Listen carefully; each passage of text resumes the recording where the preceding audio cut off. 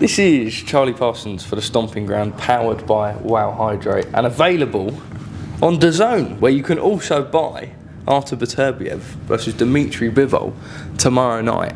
I would advise that the viewers do that. Slight bias in there, but I am obviously a big DAZN fan, and I always think the broadcast team is excellent, and also worldwide streaming as well. Yes, obviously the exception is the US with the main event, but globally, full fight. I mean, the undercard, we've spoken about it many times before. The undercard there's fights in there that would be headline acts themselves, right? So yeah, tune in this weekend. Lots of spice. Eubanks obviously turned up this week. Wardley Clark rematch is going to be. I mean, that first fight was an absolute war, a standalone event in itself, and yeah, Ben Whittaker, entertaining fighter, Sky versus Raven. Obviously, a guy from Riyadh on the card as well, making his debut. Who's got a bright future ahead of himself. So, and then the main fight, personally, as a boxing fan and a geek, is probably the best fight I think you can make out there. So, yeah, it's going to be exciting and a big week. Can I just say, talk about the mic? I was just about to plug that in. So for people watching who, I was going to say who don't know, they obviously won't know. The reason that this whole DAZN synergy is a thing with the Stomping Ground is because of yourself and another member of DAZN. Shout out Fred. And I've been irritating you for the longest time, and I'm not going to show the brand on the microphone, but these mics have been getting used. Now, Alfie has been peppering me with WhatsApps over the course of the months, rightfully so, as to unbranded microphones. Now, in my defence, this is a bit of a niche microphone, and I'll give an example. Me and my mate went for fish and chips the other night, and we got a takeaway. Most English sentence ever. And we went for a walk, and we realised in Cirencester there's a shortage of benches to sit and eat our fish and chips. Only in boxing would I find out there is a shortage of places to order stomping grounds for a microphone, like stomping ground covers for a microphone. But here we are, we finally have them. It's been nothing short of a disgrace, to be honest, that you've been a channel for this long and you haven't advertised yourself. Obviously, you do it in the VO, but I mean, I work in marketing. People don't always have sound on. There's thumbnails. It looks very good, and you've got a cool logo, it's a nice colour palette, etc., etc. To the point where I actually wasn't willing to talk to you until there was a So no, but congratulations. I mean, it's a big moment. You do some amazing work, Charlie, and speak to some incredible people. Not necessarily myself, but I just found it crazy that you didn't have a mic cover. We were trying. Well, trying. In my world, trying is not enough. Yeah. Trying's not enough. You just we're there. Need solutions. And you got one now. We've got extra DAZN goodie points for that week as we debuted. I'm doing it for you. Doing it for you. Yeah. Let's talk Saturday night. Fair to say that if it wasn't for His Excellency's involvement in the sport, maybe we wouldn't have seen this fight, or maybe we would have, but not at the right time. People always talk about father time of Artur Beterbiev, but it's not caught him up yet. We have him, he's got 3 belts. We've got Dmitry Bivol, this incredibly good, slick fighter. I mean, this is a boxing fan's dream on Saturday night, right? It is, you're right. I mean, obviously, His Excellency's involvement over the last 12 months, we've seen, I think this is the 6th Riyadh season show, all on DAZN, which has been fantastic for us as a business, and his passion for boxing. I feel like the industry should feel very fortunate that there's somebody with the kind of passion and of course the ability to put on these shows. I think it probably wouldn't have happened without Riyadh season's involvement.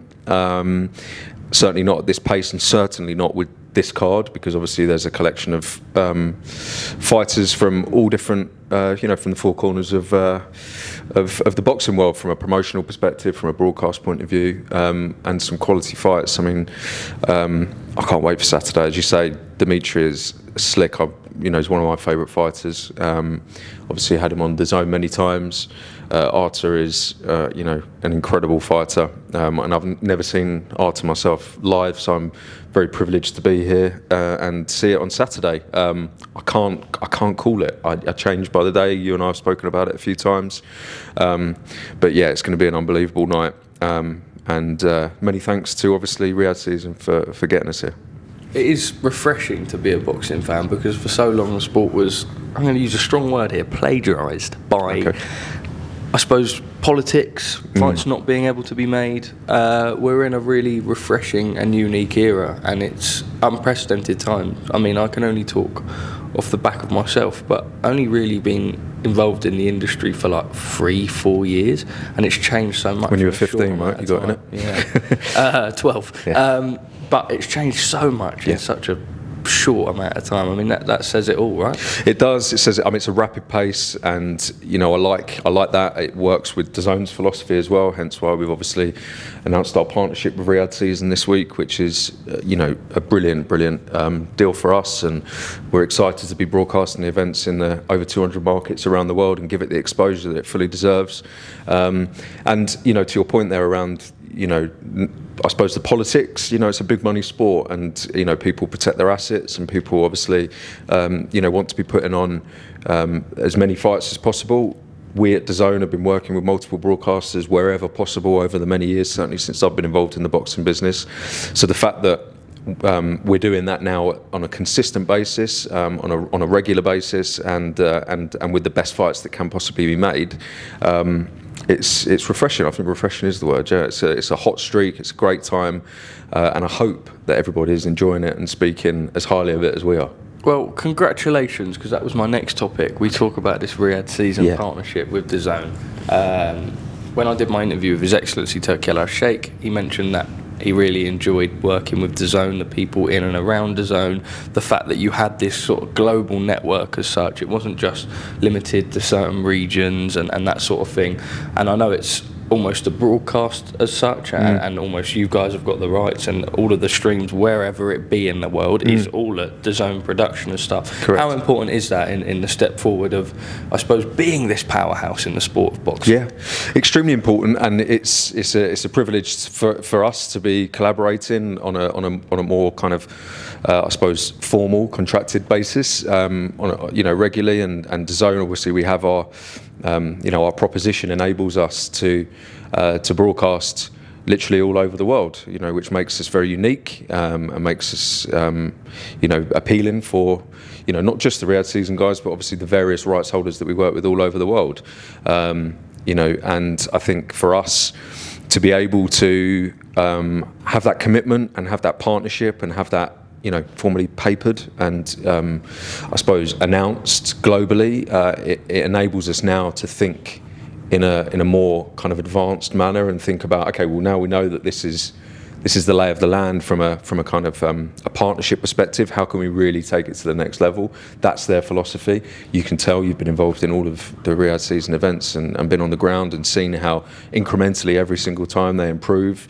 They've got a passion for learning, as have we at DAZN. We've got a passion for innovation, and ultimately we're all sports fans. So long may it continue. And personally, I'm just very excited to see how we can take the base level of quality shows and take it to the next level in terms of production. Our production team work tirelessly every week around the world to make sure that our viewing experience is better than anybody else's, and we believe that to be the case. And the fact that we can do that at a global scale, and have the freedom to do that with the guys at Riyadh Season is a privilege. Out of curiosity, we spoke a little bit about the schedule and everything, and I suppose this will go into, we'll talk briefly on what Eddie said about the product maybe changing a little bit towards next year in terms of the boxing schedule and everything. I suppose fans may have to take with a little pinch of salt as well, where we're seeing these Riyadh Season cards, and I'll give an example. You look at the Wembley bill, and you've got Josh Warrington against Kakachi earlier on in the night, whereas that's a fight that obviously would have sold out the First Direct Arena up in Leeds. Fabio Wardley, Fraser Clark done the O2 last time, stuff like that. There is obviously going to be at times maybe less fights because of the weight that the undercards sort of have now, but the plan for DAZN is to just keep pushing out as much content as possible, and I suppose that's where you bring in other promoters, whether it be from small hall, whether it be like different territories and stuff like that, making sure there's as much on the platform as possible, right? Yeah, well, I mean, we have fights every week. It's a claim that we're very proud of.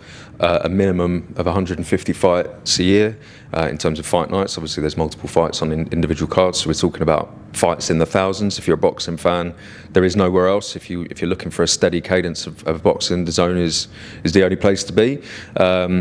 You're right with the with the undercards and the innovation, and I suppose the word is optimising the type of events that we're putting on. Eddie's spoken about it, and making sure that it's we're putting on events that have the ability to reach the largest audiences, because that's the business that we're in. These guys are really talented fighters, athletes who work extremely hard, dedicate their lives to the sport, and essentially put on amazing entertainment. And we want as many people as possible to see it, and we want it to be regular.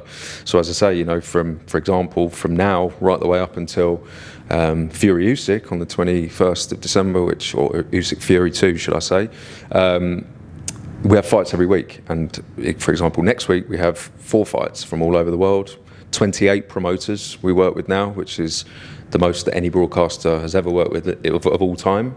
And that was deliberate. That was because I can't go out and be saying to the market more boxing than anyone else if we only work with one promoter, or that we're not willing to work with other broadcasters, because it just doesn't work like that. So collaboration and working with many people enables us to deliver against that very bolshy claim of more boxing than anywhere else.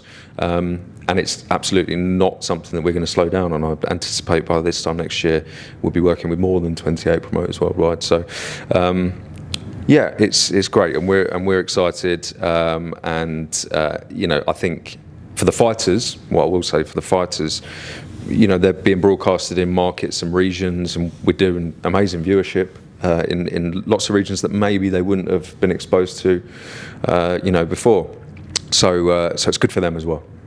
Boxing, from when you look at the calendar, over the course of 12 months, goes through peaks and troughs. It's a little bit like a roller coaster. You start off, sometimes January's a little bit flat, February's a little bit flat, and you go this manic period from sort of March through to June, July, then August tends to sort of die down a little bit, then it picks up again. That model's changed a little bit in terms of we're starting to see, and I think through Riyadh season's involvement as such, like we saw a really busy August, and June and July went a little bit flat. Some people argue sort of the back end of last month sort of died down a little bit, but that's something that will happen naturally with the sport. I suppose there's been little bits of criticism as such, but you yourselves as a broadcaster, when I speak to Eddie, have been a little bit unlucky in losing certain fights. You look at the Sheffield bill, ultimately you kept it on, that's what's important for the fighters. I suppose that's when model changes come in. How can you make the product better as such? But there is a real sort of plan to just make sure, as of I suppose next year and already this year, that there is as much as possible all the time, and sort of getting the best out for the consumer, right? Yeah, you're right. I mean, traditionally, I think there was almost a bit of a like a premeditated schedule without the fights as such. There was, because the fighters are human beings. There's times where they need breaks. January, for example, some people, believe it or not, want to have a bit of a break over Christmas. Maybe they're not in premium shape. I certainly speak for myself. I'm not in premium shape in January. Maybe it's the same for the fighters. Summer breaks, etc. But ultimately, these guys want to be getting in the ring and want to be advancing their careers. And when fights are offered to them, they're going to take them. I think the reality is, you're right. There was a couple of periods. There was I think June. I mean, we had 5v5 in June, right, which was one of the great nights of the year for me. Just conceptually, it was just such a cool idea and something that will happen. First time it was done. Yeah, and will happen again. I mean, outside of the fact that you brought together 2 promoters that, historically hadn't necessarily, I don't know, maybe seen eye to eye, I don't know, but I think that's a fair assessment. Do you reckon? Yeah. But they do now, and I'm sure it wasn't anything personal, but there was no reason necessarily for them to collaborate in that manner. Now there is, and it's because of a joint venture, and it works, and the consumers loved it. So, yeah, there will always be periods of time, but for us, I mean, like you say, that you're talking about like top tier. We have literally fights every week. So, kind of smaller shows, smaller promoters, or up and coming promoters, newer promoters, next gen fighters. These guys aren't necessarily looking to take January off. They maybe won't go on holiday in August because, believe it or not, it's their livelihood. And if they get told that there's a schedule or an opportunity to fight when they were going to Mallorca, they will probably cancel their trip to Mallorca to fight. So, it's good, and it's a shift change in the sport, which doesn't happen a lot. Sport is one of the biggest industries in the world, and has been for decades, and it will be for years to come, if not bigger. What we're doing in the boxing space, and what we are all doing, not just DAZN, but we're proud to be very much at the nucleus of it, with our promotional partners and broadcast collaborators, etc. We're changing the cadence of a sport, which is actually, when you take a step back and think about it, it's quite a significant progression. And as I said, going back to my earlier point, it's not in the DNA of the people involved to just kind of, right, I can't dust my hands because I'm holding your new mic, but that's done. We'll just enjoy that for a bit now. There's always what next. So it's a good time. Just a few more quick ones from me. On the product itself, Eddie said he thinks there's, I suppose, certain flaws in it, i.e. sometimes the broadcast can go on too long, there can be too much time in between fights, main events starting too late as such. Is that proof that you guys are listening? You're willing to change, you're willing to adapt, and although it being in a very good place at the minute, you want to get to a perfected point, and I suppose that looks like it's going to be starting in 2025 in terms of making these adaptations and just sort of trying to take in consumer advice, because ultimately that's the people paying, right, and to give them the product that they want to see most. Yeah, I mean, it's corny, but without the consumer, none of this happens, or maybe it does, but not quite at the level that we'd all like it to be, and it should be. Boxing is big time sport, and it should be at the top, at the top level of, in front of certainly sports fans' minds, but even beyond that, there's certain fighters that transcend into people who. I've said it before, like my mum loves Anthony Joshua, will watch Anthony Joshua. Maybe she wouldn't watch, one of our shows in the next couple of weeks, but she will. So I think the fact that we're able to, as a collective, actually change the infrastructure of a sport is a blessing. You can't necessarily do that with say, football, for example, because,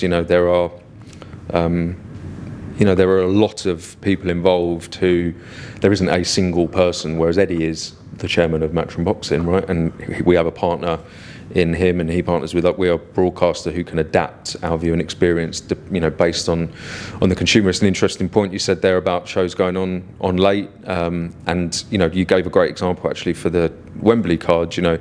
For Josh Warrington, who's now obviously retired after a fantastic career, that was on at 7 p.m. I think. Look, it was in Wembley, so there was still probably about 30,000 people in there watching at the time, which is fantastic. But from us, we put just as much energy and promotion into the undercards as we do the main event, and that may sound like, rubbish, but it's not, because it's the full event, it's the full evening, it's the full experience. We put a lot of effort into our editorial in between fights, and like the content that we produce to promote the fighters, the interviews that we do with the fighters, the talent that we get on the broadcast to give their point of view and their analysis. Believe it or not, we want people to see that, and that isn't always squished before the main event. As Eddie has come out and said, they are listening to the consumer, they are optimising their fight night experience. We are always optimising our platform and our viewing experience, and we'll continue to do it. And it's a powerful position to be in, that you're able to, as I say, quite significantly change the infrastructure of a sport and viewing experience. Just lastly from me, obviously you mentioned Usyk Fury 2. Yeah. We've obviously got this Saturday, Edwards Yafai. Yeah. Bam and Boots. Double header. Thank you for helping me out on that one in Philadelphia. The schedule's really starting to bolster up for the back end of the year. Exciting times. It's great. We've had a really good run of huge fights. I mean, it's undeniable. I mean, literally since June, there's been huge fights, and sometimes, and by huge fights I'm saying pay-per-views, if I'm being honest. We've had lots of pay-per-view shows. There are fights that are pay-per-views, they have to be pay-per-views to make them happen, and we'll continue to do that, but we're a subscription business. We have fights every week until the 21st, after this weekend, that are part of your subscription. You've listed a few there. There are, I know for a fact, a lot more to come. There's some announcements coming next week, which I'm very excited about as a boxing fan, and I'm hopeful that the fans will as well. So, yeah, great schedule. We've been working very, very hard. In all seriousness, we're working very hard in the background to make these subscription fights happen, because that's our business model. There will always be pay-per-view shows because they're the kind of events that, you know, they have to be made in that manner to be made. But subscription service is our business, so we're very proud to be having shows every single week right up until Usyk Fury 2, which I can't wait for. Alfie Sharman, legend. Thank you Thanks, very Charlie. much for speaking to us at the Stomping Ground. Thank you. At last with the branded mics. At last, can I have it? No. Sorry, mate.